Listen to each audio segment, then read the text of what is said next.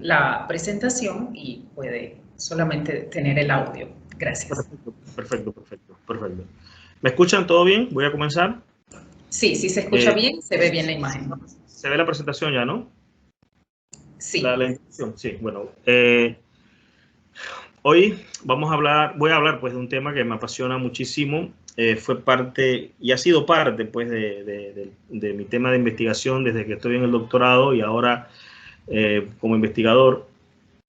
Quiero sí resaltar que voy a tratar de ser muy básico, muy didáctico, muy sencillo. No voy a entrar en tantos detalles en algunos aspectos porque son muy técnicos. Mi objetivo principal es tratar de que se animen los estudiantes, también profesores, investigadores, se animen a entrar más en este campo e incluso podamos hacer cooperaciones, ¿no? Yo voy a presentar varias de las investigaciones que estoy llevando a cabo y en conjunto con otros investigadores que están relacionadas con todo este tema, algunas otras externas, y para ver pues cómo logramos pues que en Panamá esto crezca más, ¿no? Este tema que es topic importante en el mundo, ¿no?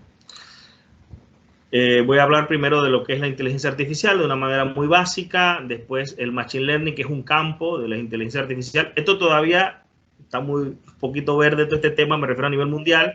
Se están desarrollando todas las bases, aunque no parezca, pero todavía esto le falta bastante y ahorita van a saber por qué, porque es un tema también que tiene que ver con aspectos de filosofía complicado. Después, dentro de la presentación, pongo algunas aplicaciones reales que se están haciendo. Y conclusiones, vuelvo a resaltar que es algo muy básico, no es algo con tantos detalles matemáticos. Y segundo, esto tiene muchas aplicaciones en el área de Power System, o sea, de sistemas de potencia, sistemas eléctricos. No las puedo presentar todas, es imposible, son demasiadas. Voy a tratar de vincular un poco estas investigaciones con las Smart Grid, lo que se habló en el primer seminario, y cómo pueden ayudar en el tema de las Smart Grid, ¿ok? Pero tratando siempre de pensar que algunas personas no fueron a esa conferencia, digo, a ese webinar, para poder, pues, que lo puedan entender mejor, ¿no? Una de las primeras temas importantes que hay que tener en cuenta es definir lo que es la inteligencia. ¿Por qué? Porque si queremos crear todos estos tipos de agentes que sean inteligentes, tenemos que primero entender qué es la inteligencia, ¿no? Yo aquí voy a colocar algunas características de la inteligencia. Todavía no hay acuerdos sobre qué es la inteligencia. Nosotros los humanos no hay un acuerdo completo, o sea, algo que diga esto es inteligencia. Y a medida que incluso con el tiempo vayamos a viajar al espacio y algún día encontremos algún otro tipo de, digamos, seres, a lo mejor nos ayudarán mejor a entender todo esto de la inteligencia. Todavía creo que nos hace falta mucho, ¿no? Pero eso es interesante porque ese es el camino del descubrimiento, ¿no? Varias características está el tema de comprender mi existencia, comprender por qué pasan las cosas, por qué ocurren las cosas que ocurren a mi alrededor. Otra característica es resolver problemas, es sumamente importante. Y cuando hablo de resolver problemas, es algo desde muy básico. Quizás ni siquiera caminar es complejo, la gente de robótica lo sabe, pero cosas más básicas todavía, como respirar, como ver, o sea, todo eso es resolver problemas, ¿no? Interactuar con el mundo, o sea, yo necesito tener alguna forma de interactuar. Nosotros, nuestra inteligencia nos da eso, nos da cómo manipular objetos, cómo percibir el ambiente. Y otra cosa muy importante que tiene que ver con aspectos cognitivos, aspectos del conocimiento, desde que nuestro cerebro se ha ido desarrollando a lo largo de miles de años, millones y millones de años, cómo modelar el mundo, cómo modelarlo pero en nuestro cerebro, y después buscar alguna forma de concretizarlo, o sea, de crearlo por nosotros mismos. Eso del tema de pintar, el tema de la escultura, ahora el software, o sea, yo pienso en algo a nivel de una idea y después la concreto en un programa. Ese tema es otra característica interesante, el razonamiento, y en donde nos vamos a enfocar en la presentación, que es aprender. ¿Cómo aprendemos? todas estas ideas, características, hay que entenderlas para poder lograr llevar esa inteligencia a una máquina, o ahora se le llama a un agente. Y muy interesante también enseñarle algo que es lo que los humanos quizás nos ha dado, esa fuerza que tenemos a nivel del mundo y el control que tenemos, pero que a veces tenemos problemas con un ejemplo del ambiente, ¿no? Como lo estamos destruyendo, pero bueno, vamos a ver cómo hacemos para adaptarnos, ¿no? Me gusta mucho esta definición de lo que es la inteligencia. Es de dos famosos investigadores en el área de inteligencia artificial, en el cual explica pues que cómo algo que es una materia puede lograr percibir, comprender, pronosticar, o sea, algo más grande de lo que es esa materia. Y no solo eso, sino que de alguna manera tratar de simularla con algo. Muy interesante es cómo hemos ido desarrollándonos desde alrededor de los años 50 hacia nuestra época, ¿no? Y tiene mucho que ver con la informática de hoy, las computadoras, que es algo que era muy complejo hace 200 años, ¿no? Y ahí vemos el tema de lo que es las máquinas convencionales.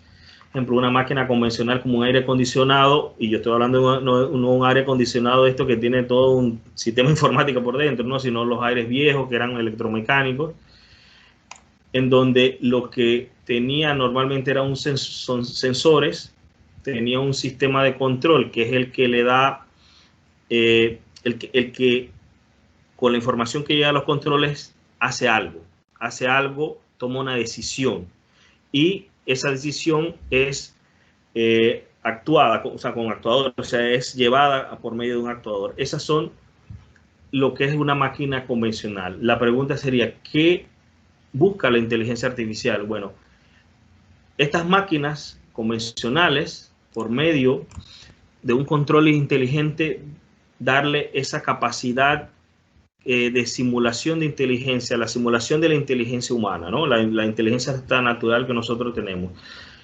Cuando nosotros unimos todos estos tres elementos, sensores, que es para percibir nuestro ambiente, lo integramos a un control inteligente, un control que pueda tomar decisiones por sí mismo, en sí que pueda simular la inteligencia, y lo unimos a los actuadores, entonces nosotros tenemos lo que se conoce como un agente inteligente.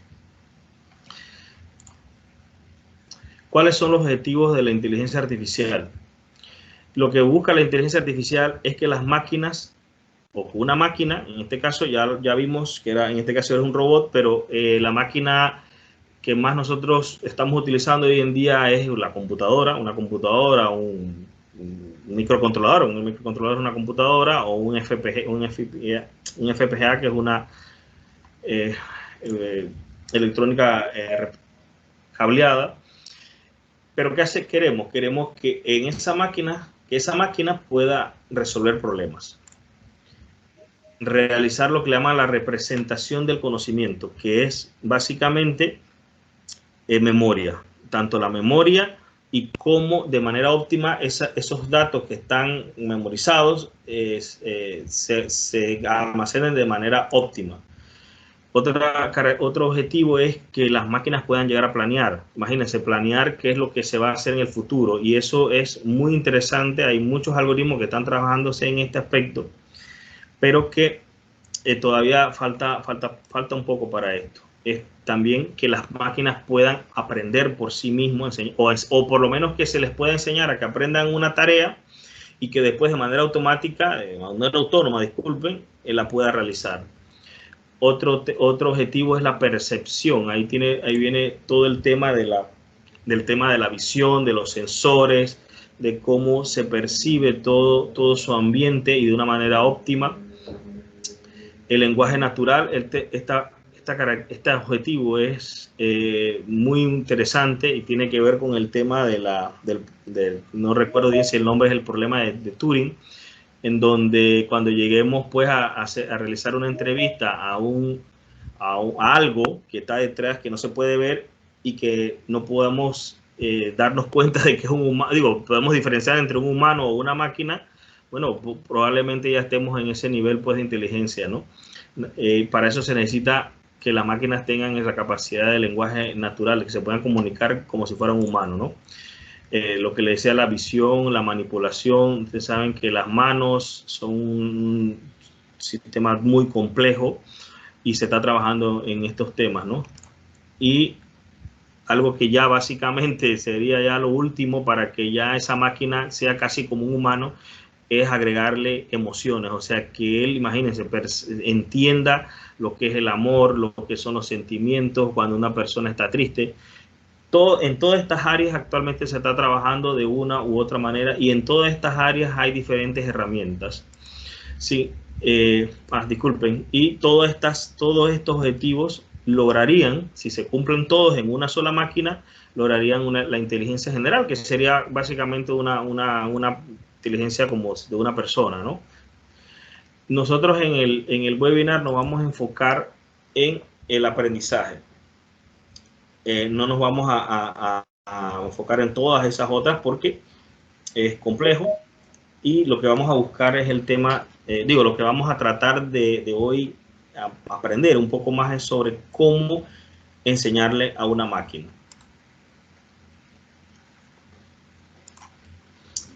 Aplicaciones de la inteligencia artificial. Hay muchas. Aquí muestro como decir un granito de arena de lo que se puede hacer con inteligencia artificial. Clasificación. Ejemplo, digamos que usted digamos que usted quiera crear una máquina para que pueda discriminar entre manzanas o peras o guayabas o alguna fruta de interés de exportación y no de exportación. Y usted no quiere que eso lo haga una persona, sino que lo haga un sistema. ¿Por qué? Porque tiene miles de manzanas, miles de frutas que van pasando. ¿Qué usted tiene, qué se logra con la inteligencia artificial? Usted puede lograr que la máquina pueda diferenciar, quizás tomándole una foto, un video, y diferenciar entre de una fruta de un tipo y de otra. Y usted puede... voy a parar un momento. ¿Hay algún problema con la recepción? ¿Se me está escuchando, Daphne? ¿Se escucha un poco mal? Se escucha claro. Sí, de repente se apaga la cámara. Sí, la cámara sí, pero se escucha claro. Se escucha, doctora, si en algún momento hay una mala percepción, entonces yo puedo mover un poquito a un lugar donde haya una mejor percepción, pero no se preocupe. Como no, en un momento, disculpa, en un momento sí se fue, pero ya, ahora se escucha claro. Okay. Gracias, sí. Otra de las aplicaciones muy interesantes que se está trabajando mucho es la regresión o el pronóstico. Esta es una área que se requiere, bueno, básicamente donde nosotros queremos saber o tener por lo menos un nivel de probabilidad de que ocurra un evento o en un escenario tal. Es importantísimo esta aplicación. De esa voy a hablar un poquito más, igual que de clasificación. Otra que es la identificación. Ejemplo, ahí les pongo la identificación de una zona que es cancerígena en la piel. Se está trabajando también muchísimo en esto. También la compresión de la data. En este caso, imágenes. Hay algoritmos que comprimen la data para que al final llegue con una calidad aceptable, sea óptimo y ahorremos mucho en lo que es en el canal de comunicación, ¿no? Otras aplicaciones es en bioinformática, que es búsqueda de nuevos genes. Ustedes saben que en los genes hay extraordinariamente cantidad de información, hay muchísima y es difícil, y aquí está la inteligencia artificial trabajando. Está también el tema del reconocimiento de voz, imágenes. Ya ustedes actualmente con sus celulares a cada momento lo están haciendo. Ahí hay algoritmos de inteligencia artificial. La parte de la robótica, los drones, esto que se guían, que ellos mismos, o sea, que son autónomos. Les coloco ahí la imagen de un vehículo que creo que, no es que creo, disculpen, que ganó una carrera de vehículos autónomos, creo que fue como en el 2017, recorrió 800 kilómetros sin que nadie lo condujera y no se chocó nunca ni nada, llegó muy bien. ¿Qué más? ¿Hacia dónde más qué más podemos hacer con la inteligencia artificial? Bueno, ahí se lo dejo como un interrogatorio. Depende de todos nosotros, ¿no? Hay muchas cosas que se pueden hacer, ¿no? Yo me voy a enfocar en lo que es aprendizaje. En este caso, en inglés se le conoce como Machine Learning, en español es aprendizaje automático, y es esa capacidad que le queremos dar a la máquina para que aprenda, y después, una vez que ha aprendido, ella pueda desempeñarse por sí sola, ¿no? Una parte fundamental de Machine Learning es la data. Y es interesante que ahora, ahora en estos tiempos, y bueno, principalmente del 2000 para acá, esto de Machine Learning ha crecido de una manera exponencial. Y hay gente que se pregunta de que, ¿por qué ha ocurrido esto?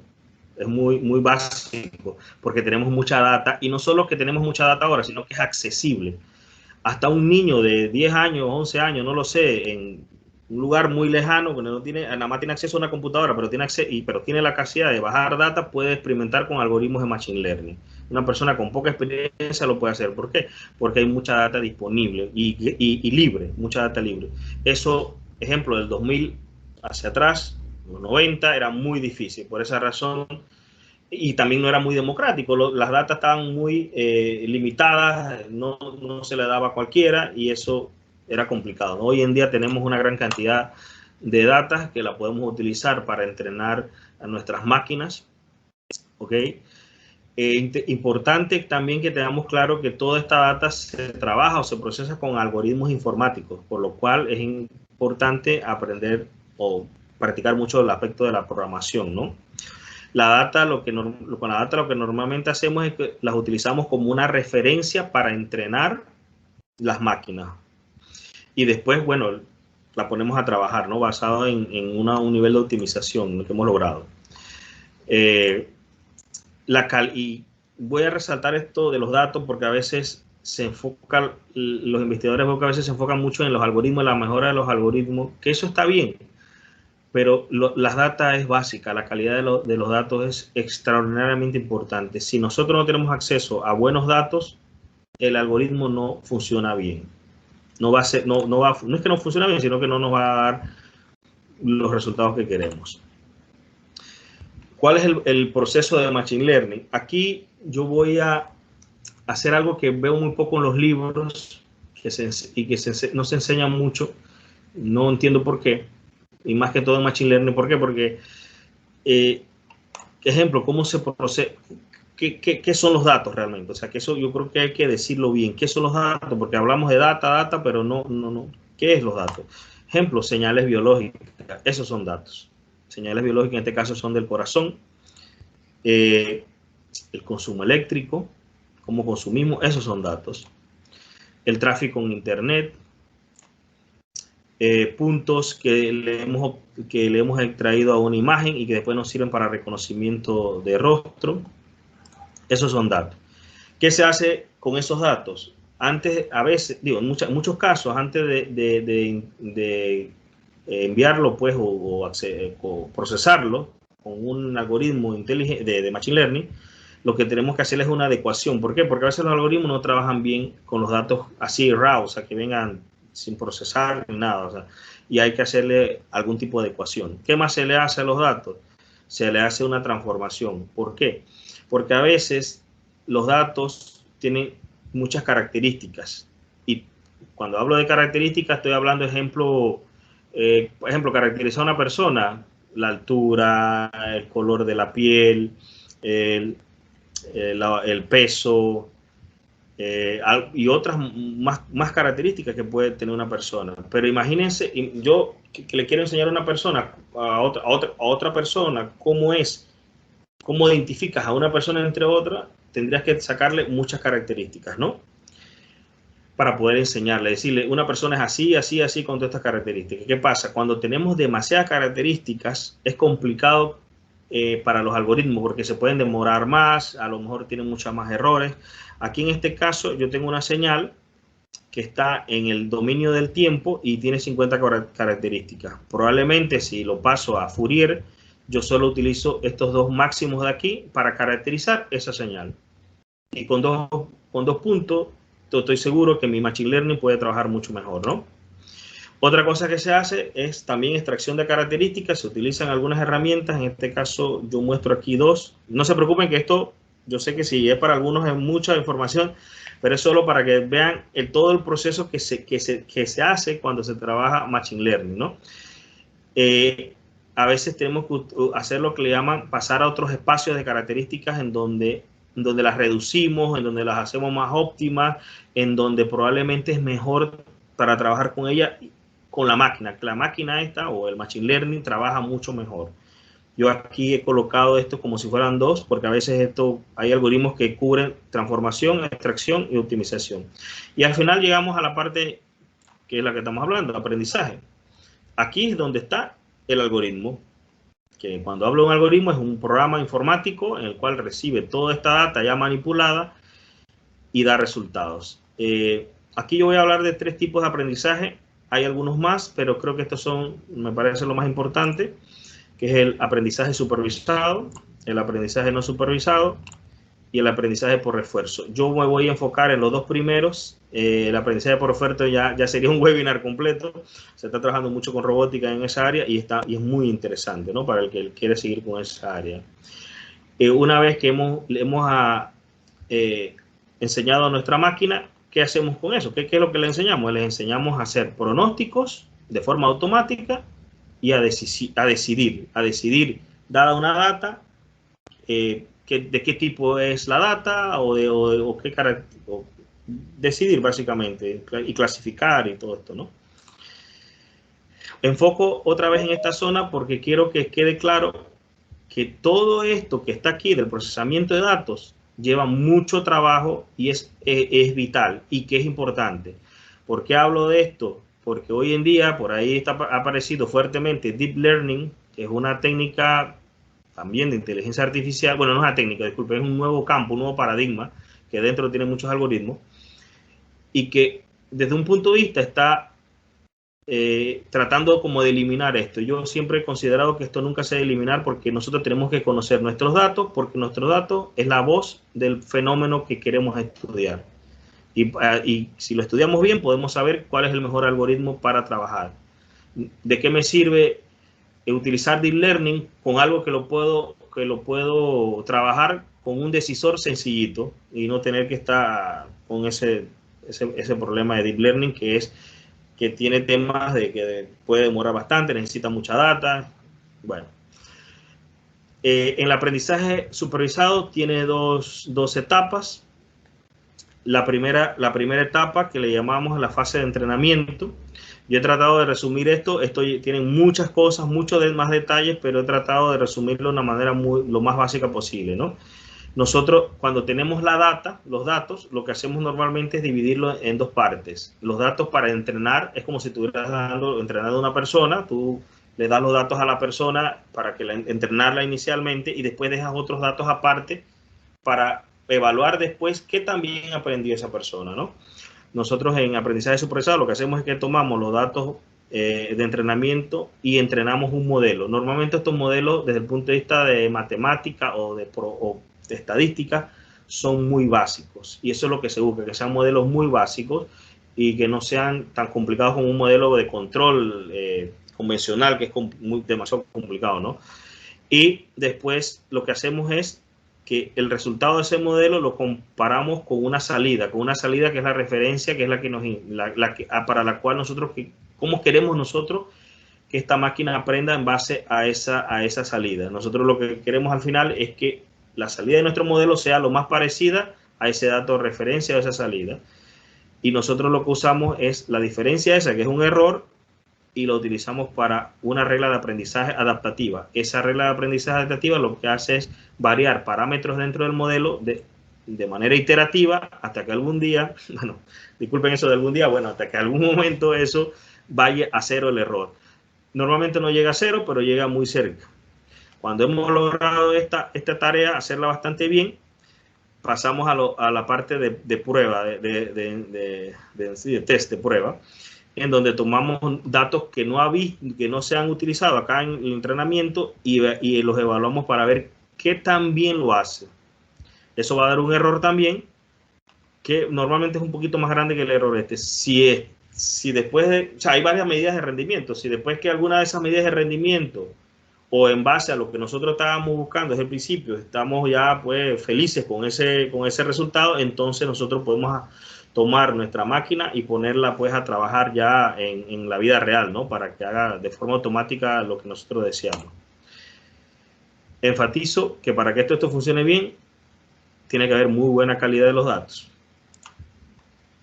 Yo les voy a mostrar un ejemplo que yo trabajé en mi tesis doctoral y estoy trabajando actualmente, que es la detección y la identificación de descargas parciales, ¿no? Las descargas parciales, para que tengan una idea, son pequeños como relámpagos, bueno, rayos, pero que están dentro de pequeñas microvacuolas en los aisladores eléctricos. Los aisladores, eso que usted ve en los sistemas de potencia, ¿no? Esas pequeñas vacuolas dañan el aislante.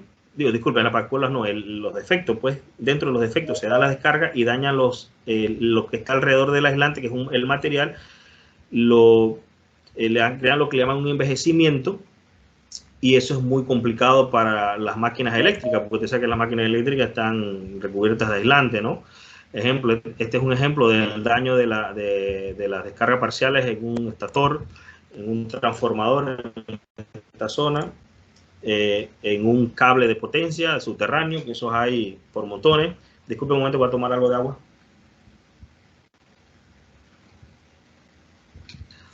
Y en nuestros aislantes que colocamos en los postes. Si nosotros no atendemos la actividad de las descargas parciales o no estamos, como quien dice, observando a cada momento qué es lo que está pasando dentro de estas máquinas eléctricas con respecto a las descargas parciales, se pueden producir daños catastróficos que pueden ser peligrosos para las personas, peligrosos para la economía, la confiabilidad de todo un sistema de potencia, ¿no? Aquí está el tema de Smart Grid fuerte, ¿no? Porque necesitamos una red que tenga mucha calidad.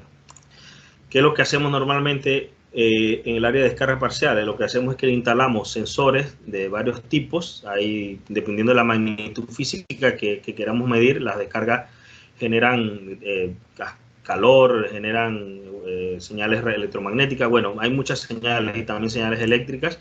Aquí les he puesto solo el ejemplo de un sensor. En este caso, bueno, es un sensor que mide de desplazamientos de carga, o sea, corrientes eléctricas, que son a manera de pulsos. Después de eso se graba o se almacena y se observa para ver cómo es la actividad.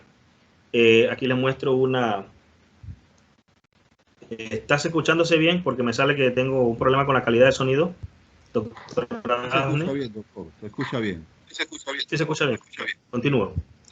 Aquí les muestro una descarga parcial. Si logran ver en la parte del eje de acá de las X, ustedes ven que es en microsegundos. O sea, las descargas parciales demoran muy poquito, ¿no? ¿Qué sucede? Que cuando usted mide esto, las descargas no ocurren una cada un día. Primero que ocurren muchísimas en un segundo. Pueden ocurrir de varios tipos a la vez, dependiendo de los daños que haya en el equipo. O sea, es algo complejo, genera mucha data, ¿no? Entonces, ¿qué es lo que nosotros queremos? Queremos utilizar, o hacemos, pues utilizamos la inteligencia artificial, en este caso Machine Learning, para poder hacer algo muy interesante, que es la identificación cuando hay varios tipos de carga parcial, o incluso no solo eso, sino que verificar si hay actividad, de qué nivel de actividad es, me refiero con respecto a la magnitud, de qué tipo también, la forma de onda y todo esto, porque todo eso nos da información acerca del aislante y la condición del aislante en las máquinas de potencia. Aquí tengo un ejemplo en donde, bueno, disculpen, no es un ejemplo. Aquí lo que hacemos es que grabamos de alguna manera de diferentes tipos y utilizamos eso para entrenar un algoritmo. ¿Cuál es la situación aquí en este caso? Que como estas señales tienen muchas variables, muchas características, o sea, muchas samples, muchas muestras, lo que hacemos es que hacemos una conversión para extraer nada más unas cuantas características, para que no sea tan pesado para el algoritmo. Aquí usamos una técnica que se llama la huella Wavelet, interesante. No sé por qué no se usa más, pero luego no hubo muchas publicaciones con eso, porque es muy buena. Y creamos una base de datos que después utilizamos para entrenar los algoritmos, para entrenarlo y que aprenda, ¿no? Que aprenda a identificar de manera automática los tipos que hay. Aquí pongo un ejemplo de una máquina, hay muchas, pero este caso es una red neuronal. Esa red neuronal es entrenada utilizando el procedimiento anterior que expliqué, y cuando ya está lista, entrenada, y creemos que está todo bien, dado el rendimiento, entonces lo ponemos a trabajar en algún equipo, en un software, de manera para que nos ayude pues en el tema de clasificación. Como les digo, hay muchísimas descargas que se generan por segundo y es bueno tenerlo esto pues como apoyo, ¿no? Algoritmos, ejemplos de aprendizaje supervisado, hay muchísimos. Yo aquí solo voy a colocar los más, digamos, famosos. Redes neuronales, árboles de decisión, eso está trabajando, los árboles de decisión están muy famosos ahorita con el bootstrapping, el bagging y todo esto. Algoritmos genéticos, viene del área de ideas de biológica, bueno, neuronal también, neuronales también, máquinas de vector soporte, fue muy famoso en los finales de los 90, ya es una tecnología madura. Hay bastantes, ¿ok? Pero a pesar de todo, el más utilizado, el viejo conocido, es la regresión lineal. Y digo viejo porque más o menos hace como 200 y tantos años, creo que fue Gauss el que lo desarrolló y lo inventó, y bueno, y todavía lo usamos y nos funciona muy bien, ¿no? También vuelvo a mencionar aquí el tema de Deep Learning, que se ha vuelto muy importante por la gran generación de data que hay hoy en día, y que ahí los algoritmos de Deep Learning les va de maravilla con esa cantidad de data, ¿no? Les enseño un trabajo que estamos haciendo acá en la Universidad Interamericana, queremos ver todo el tema de pronóstico, en este caso utilizando la temperatura ambiente como un predictor, y aquí utilizamos, como le digo, el viejo conocido, la regresión lineal. En este caso, no se asusten, es un modelo de regresión lineal en donde la T es la temperatura, solo un poquito lleno de varias variables, pero es al final regresión lineal. Y lo que hemos estado trabajando, ¿para qué? Para pronosticar pronosticar en un dado horizonte. Cuando me refiero a un horizonte, me refiero a un intervalo de tiempo futuro, ¿no? Puede ser 1 hora, 24 horas, una semana o incluso mucho tiempo. Esto es básico para el área de Smart Grid y de las microgrid.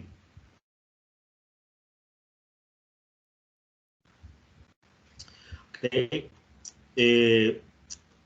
Ejemplo, aquí hay un pronóstico que se ha hecho con este modelo. En este caso, la señal actual, pues, la que fue la real, se compara con la señal pronosticada. Ustedes ven ahí que más o menos la sigue, eso se verifica con un error. Y lo que se busca, pues, es tratar de estar lo más cerca a la realidad, ¿no? Esto se necesita muchísimo en el área solar para pronosticar la generación solar. Disculpen, la generación fotovoltaica, disculpen, a base de fuente fotovoltaica, el aspecto de los vientos, se utiliza muchísimo en el área, bueno, como le ven ahí, de consumo eléctrico, de demanda, mucho. Y esto es Machine Learning. Aquí hay otro ejemplo de dónde utilizar todo este tema de regresión lineal. Aquí tenemos lo que es el tiempo, aquí abajo, y estas son las aplicaciones o lo que le llaman los horizontes de las aplicaciones. Aquí está de respuesta de demanda, que es la que se está utilizando mucho con el tema del cliente entrando ahora a las redes eléctricas, y los algoritmos ahora mismo que trabajan los clientes necesitan de este tipo de pronóstico para saber cómo van a vender al día siguiente energía, cómo deben vender, cómo deben comprar, cómo participar en la curva cómo sería su curva de demanda, ¿no? O cómo sería la curva de generación. Entonces, por eso es muy importante todo este tema de pronóstico con Machine Learning. Bueno, aquí tenemos otras tareas como el commitment, que es la coordinación de las plantas el día anterior Eso, la gente del CND tiene mucho que ver con eso. Y hay muchas ahí. Aquí podemos hacer webinars nada más hablando de estos temas, ¿ok? Pero lo que yo quiero enfatizar es la importancia de Machine Learning para todo esto, ¿no? En este caso, regresión lineal. Tenemos otro ejemplo de Machine Learning. Este sí es Deep Learning, ¿ok? Deep Learning. Este es un algoritmo que se está utilizando. Yo veo que se está volviendo famoso mucho en el área eléctrica. Yo sé que en otras áreas existe bastante. Tiene muy buenos resultados. Yo estoy trabajando ahora mismo en un paper con esto. Estoy haciendo unas demostraciones ahí de este tema.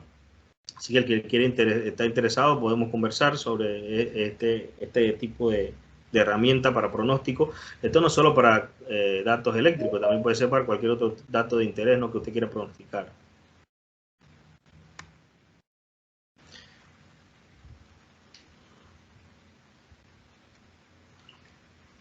Ahora vamos con el aprendizaje no supervisado. Este me apasiona mucho porque mi tesis doctoral tiene mucho que ver con eso. Sin embargo, no voy a hablar específicamente de eso. Puede ser otro webinar, pero aquí vemos el tema de clustering. Tenemos data y lo que queremos es ver si esa data presenta algunos patrones, presenta como especies de agrupamientos, cosas como áreas que tienen como zonas en común. Ejemplo, una imagen, usted ve, imagínese una imagen, ahora imagínenselo así, por ahora no la tengo aquí, pero imagínese una imagen de una playa donde se ve la playa, se ve el mar y se ve el cielo, ¿no? Ahí usted va a observar 3 clustering. ¿Por qué? Porque el color del mar es más o menos heterogéneo para el mar. El color de las nubes es heterogéneo para las nubes y el color de la playa es heterogéneo para eso. Entonces ahí usted con este tipo de algoritmo él podría identificar estos 3 zonas de colores. Y esos son lo que le llaman los clustering. Eso es en el área pues de imágenes, ¿no? Pero aquí te voy a mostrar un ejemplo más sencillo, ¿no? No tanto con el de imágenes. Lo importante aquí es que este algoritmo no es supervisado. O sea, ustedes no tienen un error así de la data, o sea, la data se envía sin ningún tipo de referencia de la misma data, pero sí existe referencia. Ejemplo, hay lo que le llaman referencias generales. En este caso, lo que se hace es ver algo que se llama métrica o distancias. ¿Qué tan lejos están un grupo de datos de otro dentro de un espacio? Y se utiliza una métrica como la medida y la referencia general, ¿no? También aquí les muestro lo que es la divergencia Kurban-Leibler, que es una medida en el área de estadística. Aquí le puse también una medida que es, en este caso, un espacio normado. Aquí les pongo un ejemplo de agrupaciones. Usted, su cerebro humano, ya de manera automática, ya identificó 3 agrupaciones. Quisiera yo tener el algoritmo del cerebro que tenemos todos nosotros para hacer eso así también, ¿no? Pero bueno, nosotros lo que queremos trabajar con algoritmos que puedan detectar esto, hacer como una diferenciación. Esto se le llaman como clases, ¿ok? Pero sin ayuda de un tipo, sino que el mismo algoritmo solito lo haga, ¿no? Y lograr esto al final, ¿no? Miren, colocar colores o distinguir con colores, ejemplo, las diferentes, digamos, clases. Esto puede ser, ejemplo, un tipo de persona o un tipo de estudiante o, como vamos a ver ahorita más adelante, de un tipo de señales, ¿no? Esto aquí se utilizó K-means, que es un algoritmo del área de aprendizaje no supervisado. Aquí les muestro varios de los algoritmos más famosos no supervisados. Les invito a que trabajen con ellos. Es muy bonito trabajar con estos algoritmos. Yo normalmente, o sea, los más famosos y también los cuales yo trabajo más es K-means, DBSCAN y análisis de componentes principales. Creo que hay personas que no sabían porque a veces he dado estas clases y no sabían que análisis de componentes principales es un algoritmo de aprendizaje, ¿ok? No supervisado. Les voy a dar un ejemplo de cómo utilizar estos algoritmos no supervisados. Este es un laboratorio. En este laboratorio se hacen ensayos para evaluar lo bien que puede funcionar o no funciona un aislante en una máquina. También se verifica pues lo que es defectos en esos aislantes, y a veces nosotros no sabemos lo que va a salir o no tenemos una muy buena idea de lo que puede salir de ahí. Entonces nos ayudamos como una forma para estudiar el aislante y los fallos, nos ayudamos con estos algoritmos, ¿ok? Ejemplo, no sé si se logra ver bien la imagen. Bueno, espero que se logre ver bien. Aquí están las tres señales que anteriormente coloqué, que son de tres tipos de descarga parcial. Esto es lo que es la data. Tú puedes tener muchos ejemplos de cada una de ellas, de cada uno de los tipos. Nosotros lo que hacemos es que lo convertimos a otro espacio que se llama el espacio Weyl. Yo le llamo así, pues, pero normalmente no se conoce así, pero yo le llamo así, espacio Weyl PCA. Convertimos muchas de estas señales, este tipo, en un espacio, este espacio, y ustedes ven que miren cómo se agrupan en diferentes puntos. O sea, ya usted como humano lo puede ver, pero la idea es que esto lo haga un algoritmo, ¿no? En este caso utilizamos aquí K-means, y él logra identificar de manera automática, por medio de algoritmos de distancias, las diferentes tipos, ¿no? La pregunta es, esto es algo como de mucha investigación. La pregunta es, en campo, ¿cómo esto me sirve? O sea, en campo me refiero allá a nivel de potencia, cuando yo estoy allá en una subestación o estoy trabajando uno nuevo en los transformadores o algo así. ¿Para qué me sirve esto? Bueno, en la vida real, en el campo, lo que normalmente el ingeniero lo que tiene es este mapa. Esto se llama el mapa de fase resuelto, mapa PRPD. Cada puntito que se logra ver aquí es una descarga parcial. Usted, el humano, observa esto. Si no es tan complejo, usted puede lograr como una especie de patroncitos aquí, como de zonas donde se agrupa esto, ¿no? Bueno, esto es lo que hay de un equipo de medición, ejemplo de PRPD. Lo que a mí me gustaría es saber si aquí en este mapa hay de varios tipos de descarga. ¿Por qué? Porque, ejemplo, la descarga interna, que es un tipo de descarga especial que se genera dentro de cables o dentro de transformadores, es muy peligrosa. Cuando esa descarga, hay mucha actividad de esa descarga, me puede destruir rápidamente el transformador. En cambio, las superficiales no son tan complicadas y además son más que todo para problemas en postes y eso.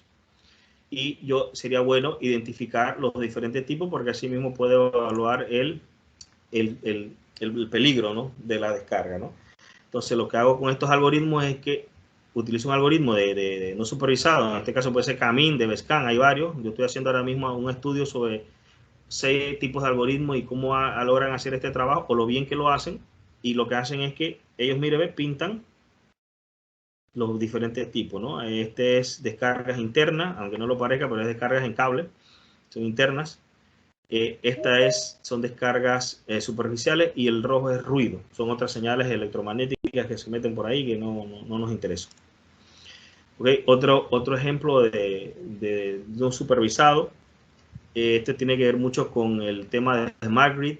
¿Qué pasa? A veces no, disculpen, con el tiempo, como los clientes ahora van a participar, un operador puede tener la demanda de muchos clientes. ¿Cómo? Por medio del Smart Metering. O sea, acuérdense, cada medidor inteligente puede enviar un perfil de demanda. Entonces, sería interesante para el operador saber que si este cliente es de un tipo de cliente, me refiero si es comercial, si es un cliente que tiene vehículos eléctricos conectados a su casa, o un cliente grande, ¿no? También puede ser clientes grandes. Y una forma de darse cuenta es por el perfil de demanda. Pero ¿qué pasa? Se generan N cantidades de perfiles de demanda y eso es complicado. ¿Qué sería interesante? Bueno, que una máquina de manera automática pudiera decidir de qué tipo o sea, agrupar los clientes dependiendo de sus características, ¿no? Aquí por lo menos muestro cómo el algoritmo ha clasificado una cantidad con un tipo de perfil, otra con otro tipo de perfil y otro con otro tipo de perfil. Eso es sumamente interesante para incluso hasta detectar fraudes y, bueno, hay muchas cosas que se pueden hacer con esto. Yo lo dejo ahí porque es mucho detalle, ¿no?, que habría que dar. Ahora les voy a hablar, para finalizar ya, de una aplicación que estamos desarrollando en la Universidad Interamericana en Panamá, en conjunto con otras universidades, que la voy a presentar en un momento. Es una aplicación para Yo lo veo así para una aplicación para Smart Grid. Disculpen que voy a tomar un poco de agua.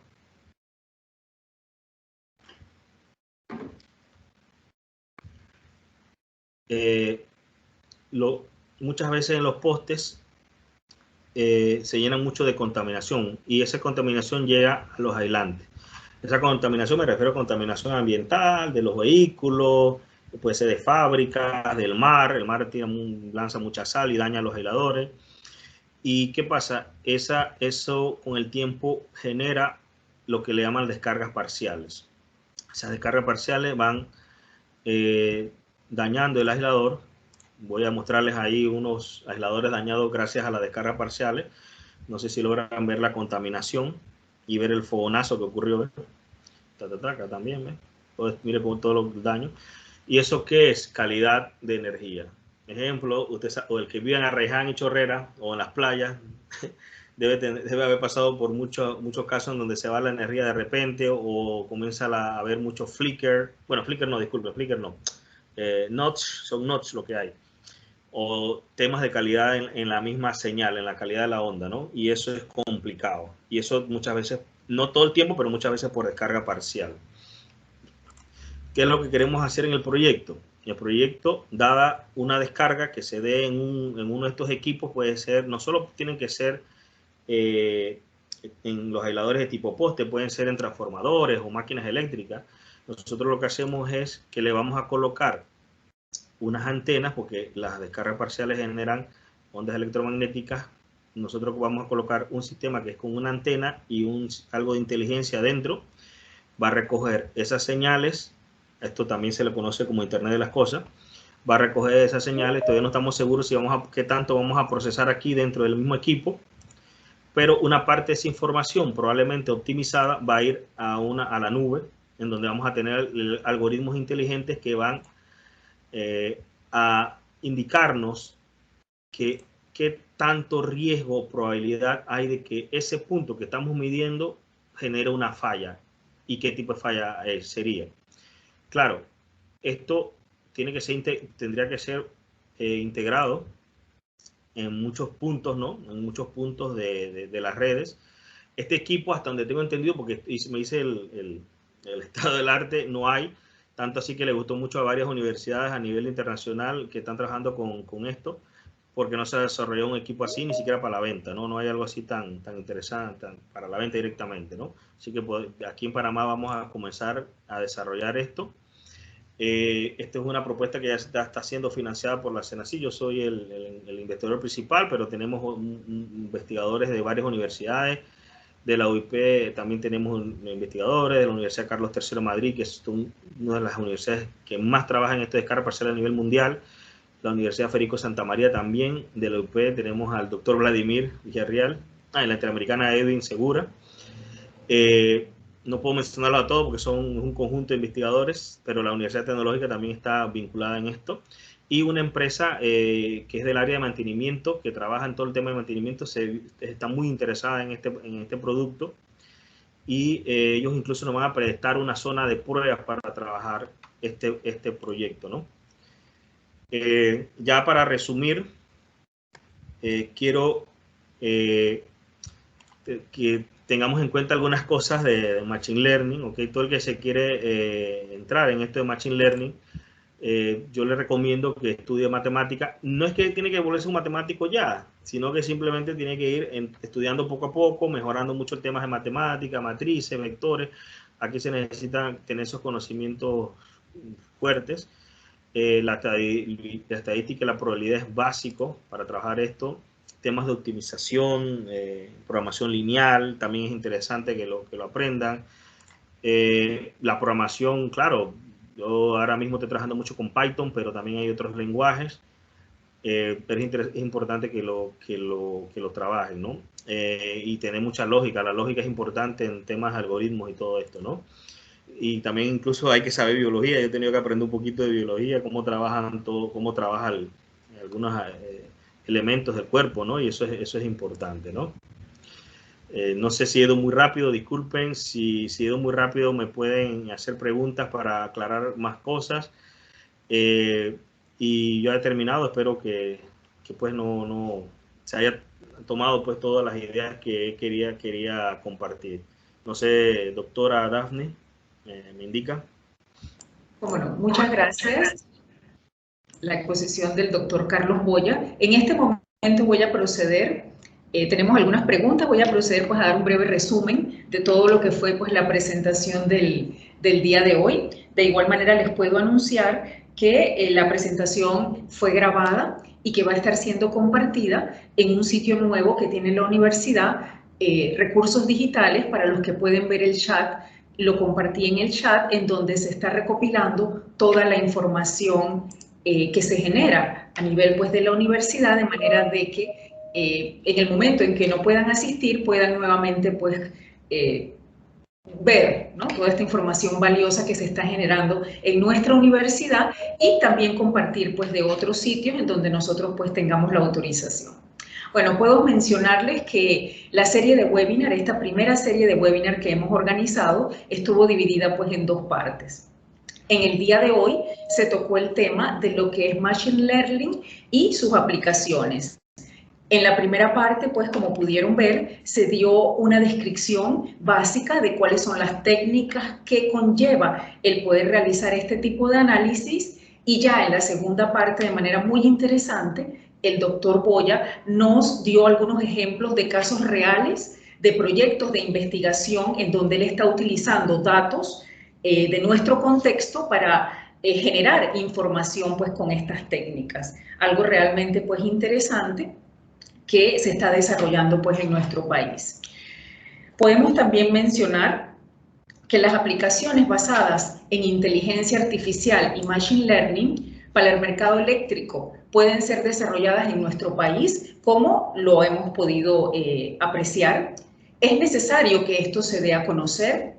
Y una cosa importante que nos menciona el doctor Carlos Boya es que no es necesario tener enormes laboratorios ni nada de eso que se puede pensar pues, en algún momento. Es cuestión pues, de una computadora, mucha voluntad y trabajo. Es importante divulgar lo que se hace actualmente e incentivar al público interesado a que se una a esta revolución. En Panamá hay muchas personas con potencial para realizar inteligencia artificial y machine learning. Con esto vamos entonces a pasar al periodo de preguntas y respuestas. Sí. ¿Cómo no?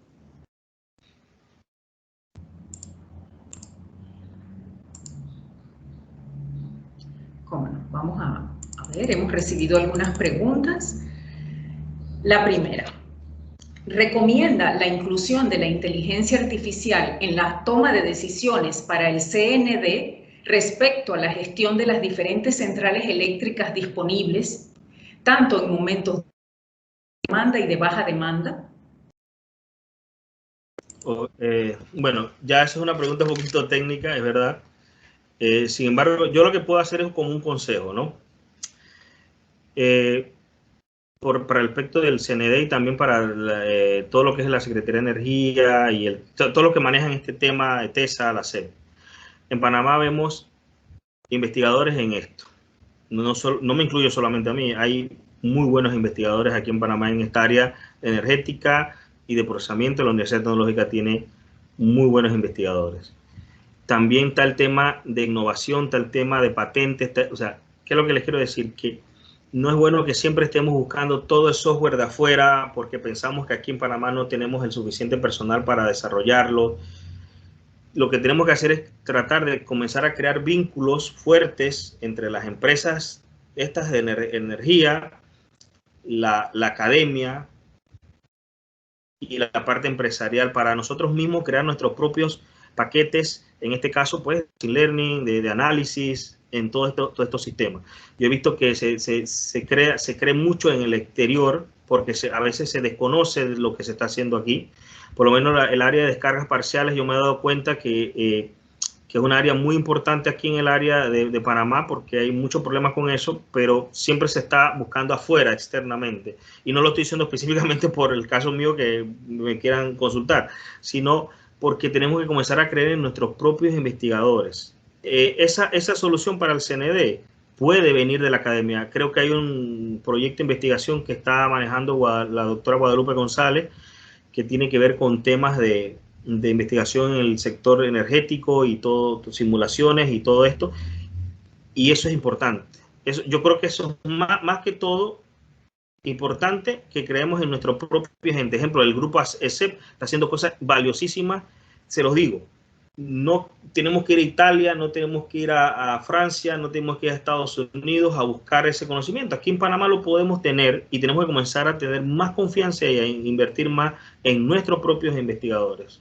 Yo sé que es algo político lo que acabo de decir, pero quiero valorarnos a nosotros mismos. Nosotros tenemos que comenzar a valorarnos más en nuestro país y tenemos con qué trabajar. Gracias, doctora. Cómo no, muchas gracias. Vamos a ver otra pregunta. Bueno, es una pregunta combinada. Voy a leer una por una. Vamos a ver.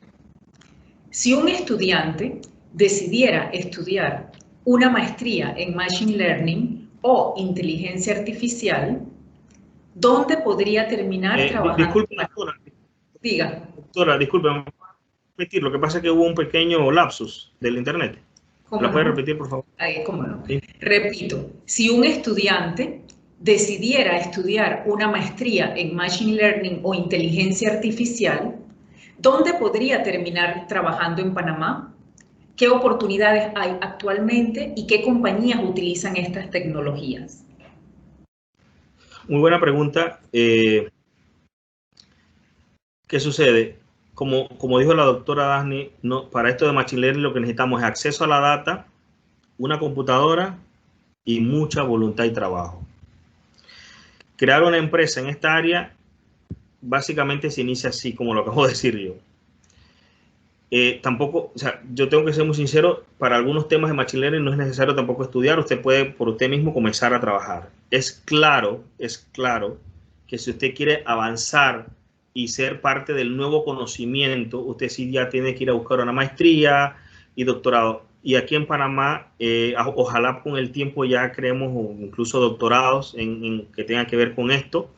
No estoy seguro si en la UTP ya hay algunas maestrías que tengan que ver ya muy puntualmente con el tema de Machine Learning, inteligencia artificial. Yo me disculpo, lo desconozco. Pero actualmente yo doy inteligencia artificial en la Universidad Interamericana de Panamá y he tenido bastantes alumnos, miren, voy a usar la palabra bastante, que están trabajando con Machine Learning aquí en Panamá. No voy a decir los nombres de las empresas porque, ¿me entienden? Por cuestiones legales no lo puedo decir, pero hay varias empresas en Panamá y empresas importantes que utilizan a los estudiantes o los entrenan y los ponen a trabajar con herramientas de Machine Learning. Yo soy testigo de eso. Y eso es ahora mismo. Yo pienso que con el tiempo, a medida que comencemos a creer más en nosotros mismos, en creer me refiero en que nosotros podemos crear tecnología, podemos crear conocimiento, esto va a aumentar de tal manera que vamos a poder integrar a muchos estudiantes que estudien esto. Lo importante aquí es ir poniendo ya las bases para que esto se expanda. Es muy importante que Panamá, que es un centro logístico, que en esta área de la logística se necesita enorme cantidad de inteligencia artificial, todo lo que es la parte de robótica, de manejo de carga, bueno, no quiero ni meterme en eso, transporte. Es muy importante que Panamá comience, por esa razón, esta es una de las razones por la cual quise hacer entrar en este webinar, porque quiero que se entienda que debemos invertir mucho en esto. Esto nos va a dejar a nosotros, nos va a hacer que nosotros nos podamos volver en un generador de riqueza, pero con conocimiento, con valor agregado debido al conocimiento. Gracias, doctora. Cómo no, muchas gracias por sus comentarios. Ahora al final, al momento en que me despido, voy a hacer algunos comentarios con respecto a eso. Cómo no, para continuar y aprovechar acá el tiempo, vamos a ver, ¿qué papel juega? Se está cortando, doctora, se ha cortado. Un momento. ¿Ahora me escuchan? ¿Me escuchan mejor? Sí, ahora sí. Sí, cómo no. Sí, le escucho. ¿Qué papel juega la tecnología de Big Data en este ambiente? ¿Se usa comúnmente con Machine Learning e inteligencia artificial? lo que pasa, hay que tener mucho cuidado con los nombres, ¿no? Big Data es un nombre nuevo y es debido a que, como hay tanta data actualmente, o sea, no es que hay tanta data, es que se genera tanta data. Es más, nosotros estamos generando data en este mismo momento con este webinar. ¿Qué sucede? Los algoritmos convencionales, digamos los más antiguos, pues los algoritmos que se utilizaban antes para procesar data, para obtener patrones de los datos, para visualizar, esos algoritmos probablemente, debido a la gran cantidad de data y a la velocidad con que se necesitan, ya no son suficientes. Entonces, ¿qué sucedió? Desde los 90, creo que los 90, 80, 90, se comenzó a trabajar en crear algoritmos que fueran más, que trabajan de manera más óptima cuando hay mucha data. Y no solo mucha data de un espacio, sino multidimensional. Hay ejemplo, una imagen tiene 1 millón de dimensiones, 2 millones de dimensiones. Ahora imagínense una imagen, que es el video, que son cientos de imágenes por segundo. Imagínense procesar eso. Eso es muy importante, ejemplo, en el tema de seguridad. Tú quieres detectar rostros y para ver si esa persona es un criminal. Se necesitan entonces algoritmos mucho mejores que los que teníamos. Y entonces esos algoritmos que trabajan esa data tan masiva es lo que le llaman, bueno, es una parte de lo que ahora yo creo que se conoce como Big Data. O sea, ¿qué les quiero decir con esto? Que Silente siempre está trabajando. O sea, abrió el micrófono. Ajá. Bueno, y eso es lo que le quiero decir. Lo importante en todo esto de Machine Learning, bueno, en la tecnología en general, es que, por favor, no nos metamos mucho con el tema de los nombres, o sea, de que Big Data, Deep Learning, ahora, Deep Learning va a pasar de moda, te los aseguro, como pasaron de moda las redes neuronales, como pasaron, o sea, y se van volviendo tecnologías maduras. Lo importante es que usted estudie la matemática, que esa sí no va a pasar de moda, la estadística, la probabilidad, esas tampoco van a pasar de moda, ¿verdad? Sea muy bueno programando, eso tampoco va a pasar de moda, y usted pueda generar nuevas cosas con eso, no importa el nombre que le ponga. Entonces, no sé si he contestado la pregunta, doctora. Esperemos que sí. Las preguntas pues son anónimas, no tengo yo acá el control de... Sí. No tengo yo el control de los participantes, sí. Pero cómo no. Esperemos que sí, si no, de igual manera pues se compartió acá y hace un momento lo que fueron los datos del doctor Boya y también del grupo de investigación, de manera de que si todavía pues quedan algunas dudas, con mucho gusto nosotros estamos pues anuentes a poder aclarar cualquier duda que tengan al respecto. Así que bueno, vamos a continuar. Pienso que ya por el tiempo vamos entonces a seleccionar pues otra de las preguntas interesantes pues que nos han realizado el día de hoy. Permítanme un momento.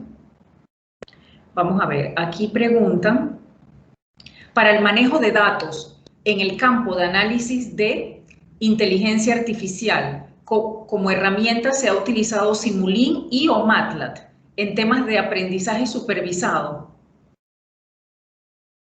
Pero la pregunta es si se ha utilizado.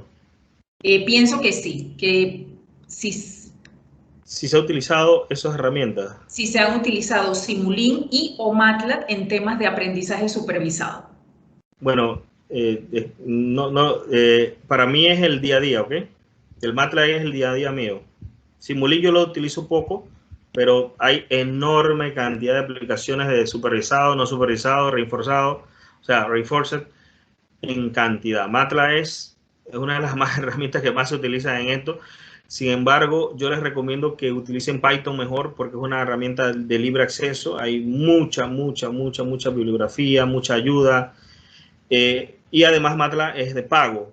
Y no es que digo que no sea malo, sino es que ya es más complicado tener acceso a MATLAB por el tema de económico, ¿no?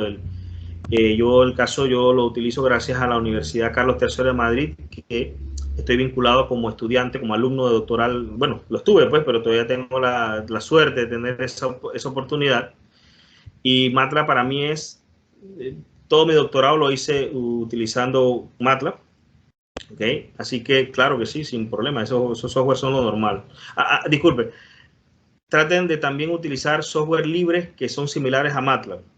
Les recomiendo. Cómo no. Agradecemos mucho las respuestas del doctor Boya. En este momento, como les comenté, para el resto pues, de las preguntas y cualquier otra pregunta adicional que puedan tener de este interesante tema, estamos a la orden tanto en el correo que aparece en pantalla como en los datos que van a estar. Permítame, aquí aparecen, exacto, muchas gracias, los datos del doctor Carlos Boya para cualquier consulta adicional que requieran.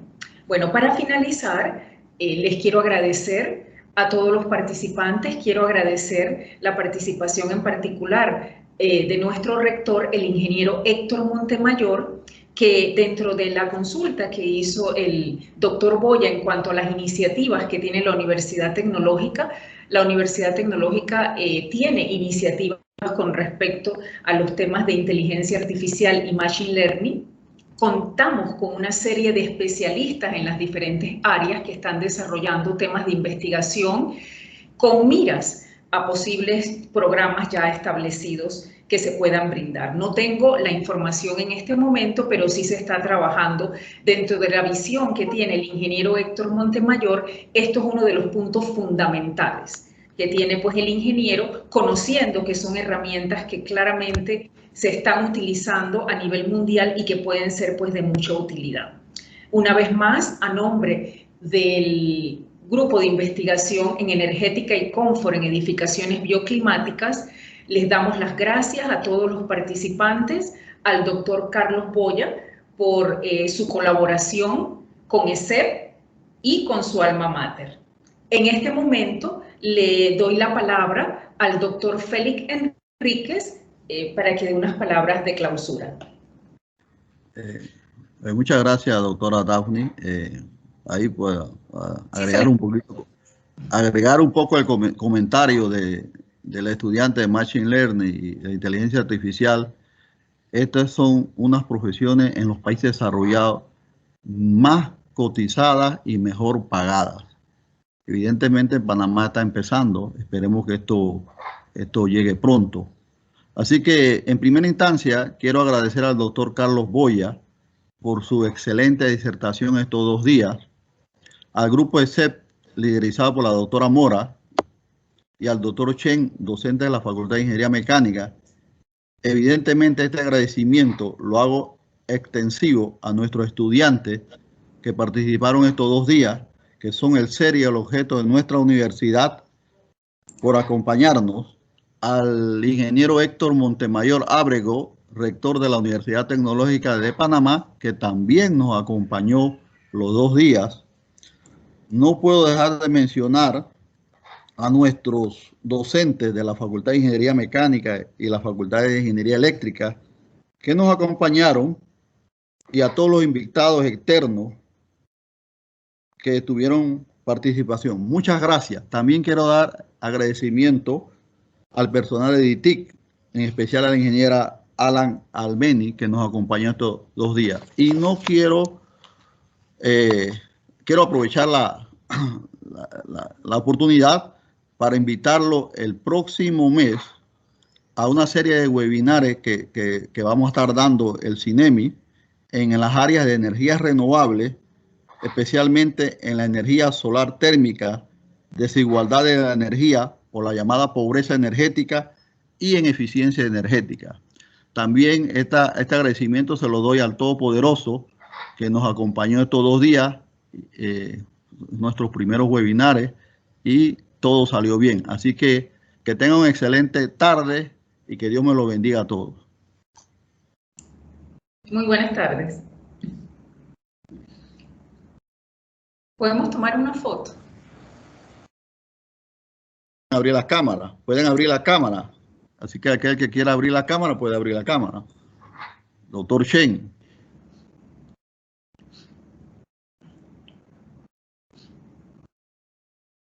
Okay.